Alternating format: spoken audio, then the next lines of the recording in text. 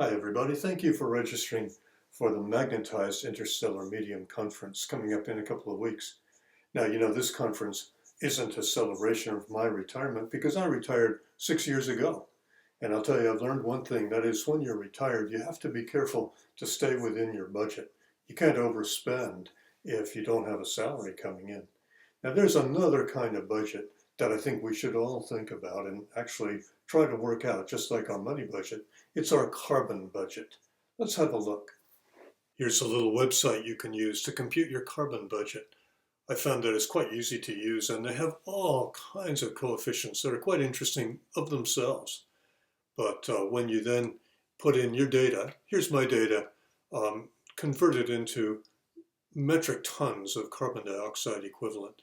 Notice that driving my car is the heaviest thing, but food and electricity and many other things contribute.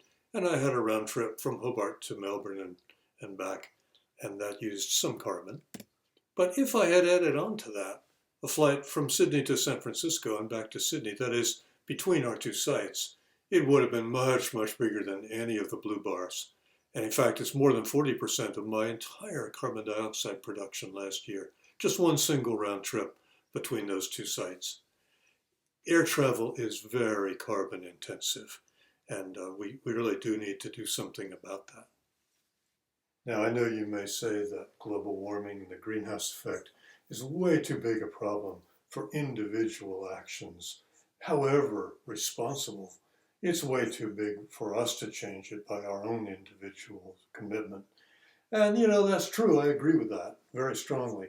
But I must say that all the social change I've seen in my whole lifetime sort of fits within the slightly cynical description where they say, if the people lead, the leaders will follow.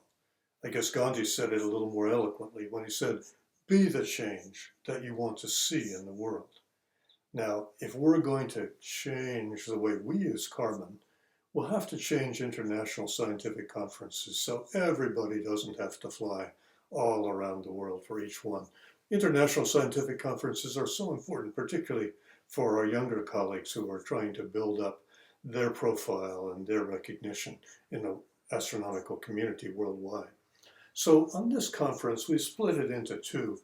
It's not so good, as we all probably know, it's not so good to just have remote conferences because typically, I did this myself back during the COVID times, typically people don't really interrupt their daily routine much. They just listen to a few talks.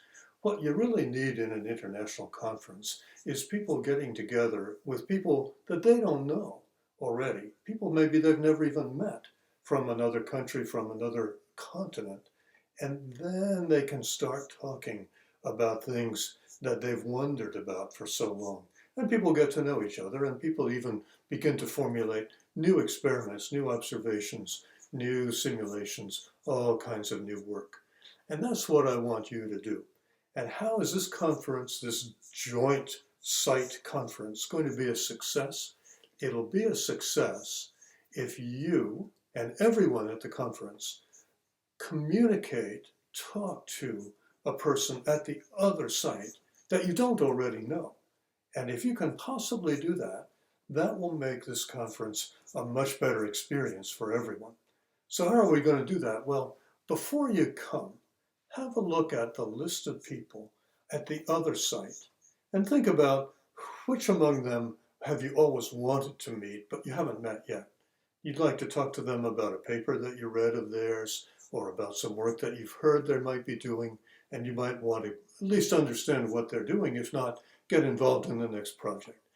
If you can do that, and then follow up with an email saying, can we book a time when we'll get together on Zoom? You can use the Zoom in the rooms that they're going to set up for the conference, but you can use your own laptop and just do it during a meal or during a coffee break, anytime. What I'd like you to do is try that. And if you can't find anybody else to talk to, you can talk to me.